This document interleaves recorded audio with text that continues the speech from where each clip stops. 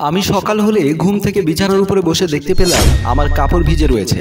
আমার খুব বিরক্ত লাগছে। মাঝে মাঝে আমার এমন হচ্ছে, আমি আমার মা বাবা কাউকে বলতে পারছি না আমার বিয়ে করা দরকার। আমি বিছানার উপর থেকে নেমে এলাম ফ্রেশ হওয়ার জন্য। ঘর থেকে বেরিয়ে এসে দেখতে পেলাম আমার চাচাতো বোন ছোঁয়া গোসল করছে। আমি মাঝে মাঝে এমন লুকিয়ে ছোঁয়ার গোসল করা দেখতাম, আমার ভালোই লাগতো।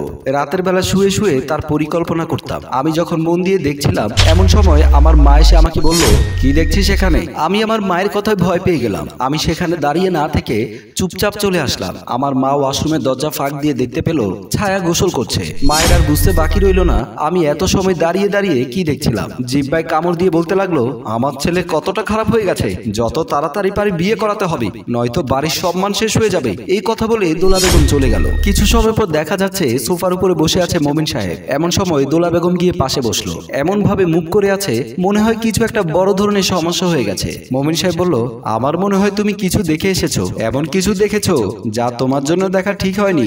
দোলা বেগম বলল, আমি এখন বুঝতে পারলাম আমাদের ছেলে কেন সকাল হলে বিছানা থেকে কাপড় নষ্ট করে ওঠে। মমিন সাহেব বলল, দিন দিন তোমার মাথা খারাপ হয়ে যাচ্ছে, তোমাকে ভালো একটা ডাক্তার দেখাতে হবে।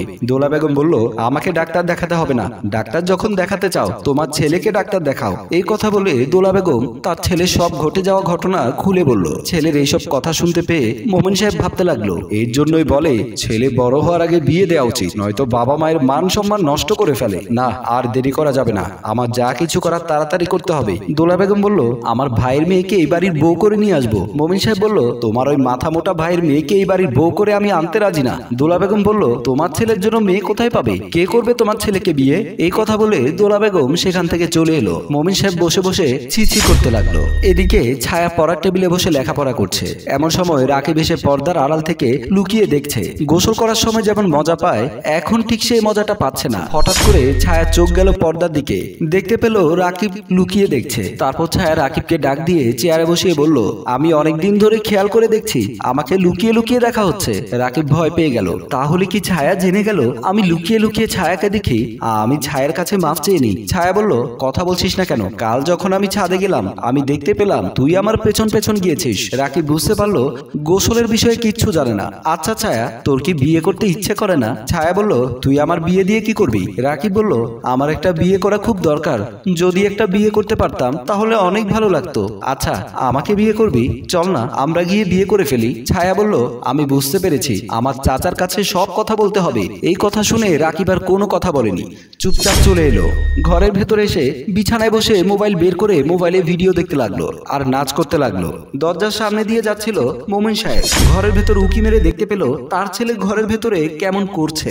মোমিন সাহেব মনে মনে বলতে লাগলো, আমার ছেলে পাগল হয়েছে, পাগলের চিকিৎসা করতে হবে, নয়তো আমার ছেলেকে ভালো করে তুলতে পারবো না। এই কথা বলে দরজার সামনে থেকে চলে আস। আর রাকিব ঘরের ভেতরে মোবাইলে ভিডিও দেখতে খুব বিজি হয়ে পড়লো। কিছুদিন পর মোমিন সাহেব তার ছেলে রাকিবকে নিয়ে একটা মেয়ে দেখতে গেছে। রাকিব বাবার কানে কানে বলতে লাগলো, বাবা মেয়ে দেখতে এমন কেন, আমার ভালো লাগছে না। মেয়ে রাকিবের দিকে তাকিয়ে হাসতে লাগলো। রাকিব বলল, বাবা মেয়ে আমার দিকে এমন করে তাকিয়ে আছে কেন, আমাকে কি আগে কোথাও দেখেছে? মোমিন সাহেব মনে মনে বলছে, তুই যেমন মেয়ে মানুষ দেখলে হা করে তাকিয়ে থাকিস, ঠিক তেমনি মেয়ে তোর দিকে হা করে তাকিয়ে আছে। মেয়ের ভাই বলল, আমার বোনকে আপনাদের কেমন লেগেছে?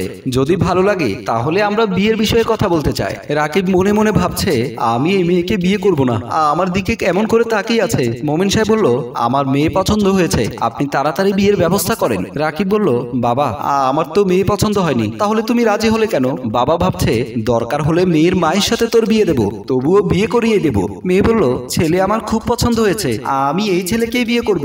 এমন কথা শুনে রাকিব ভাবতে লাগলো, বিয়ে তো আমার করা দরকার, তার চেয়ে বেশি দেখছি এই মেয়ের করা দরকার, না আমাকে পালাতে হবে। এই কথা বলে দৌড়ে পালিয়ে গেল। মোমিন সাহেব কি করবে বুঝতে না পেরে পালিয়ে গেল। মেয়ে আর তার ভাই কিছুই বুঝতে পারলো না কেন এমন করে তারা পালিয়ে গেল। ড্রয়িং রুমে এসে রাকিব ছায়াকে সব কথা বলল। ছায়া রাকিবের কথা শুনে খুব মজা নিচ্ছে। ছায়া বলল, তুই এক কাজ কর, কোনো মেয়েকে পটিয়ে বিয়ে করে ফেল, তাহলে আর কারো দৌড়ানি খেতে হবে না। রাকিব বলল, আমার সাথে মজা করছিস, আমি খুব বিপদে আছি। ছায়া বলল, আচ্ছা একটা কথা বলতো, তোর বিয়ে করা এত দরকার হলো কেন? রাকিব মনে মনে ভাবলো, সবকিছু কি বলা যায়? যদি বলতে পারতাম তাহলে তো অনেক ভালো হতো, আমার দুঃখের কথা কাউকে বলতে পারছি না। ছায়া দেখলো রাকিব লজ্জা পেয়েছে, তাই মাথা নিচু করে রয়েছে, তাই আর লজ্জা দিতে চাইলো না। তুই না বললেও আমি কিন্তু বুঝতে পারছি। রাকিব লজ্জায় মাথা নিচু করে ফেললো।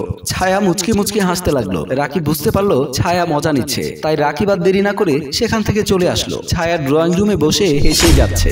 এর কিছুদিন পর রাতের বেলা ঘরের ভেতরে বিছানার উপরে রাকিবের মা বাবা বসে আছে। রাকিবকে তারা বিয়ে করাতে পেরেছে।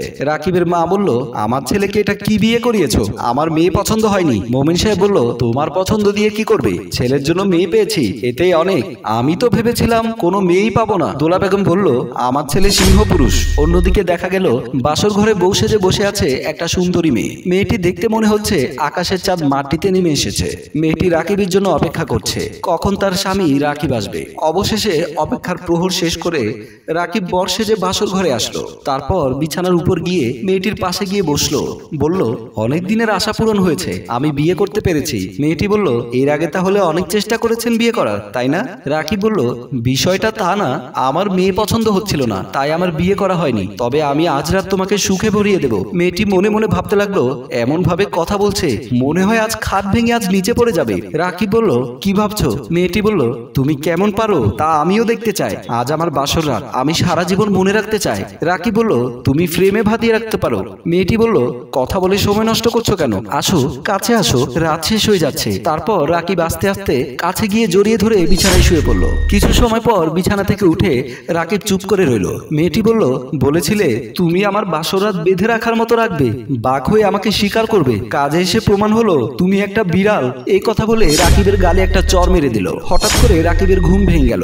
রাকিব দেখতে পেল এই ঘরে রাকিব ছাড়া আর কেউ নেই। এত সময় ধরে রাকিব এগুলো সব স্বপ্নে দেখেছে। বলল, যাক বাবা, বেঁচে গেলাম। এমন যেন আমার সাথে না হয়, এমন বউ যেন কপালে না জুটে। গল্পটি শুধুমাত্র বিনোদনের জন্য বানানো হয়েছে, কেউ সিরিয়াসলি নেবেন না। গল্পটি ভালো লাগলে লাইক, কমেন্ট, শেয়ার করে পাশেই থাকুন। ধন্যবাদ।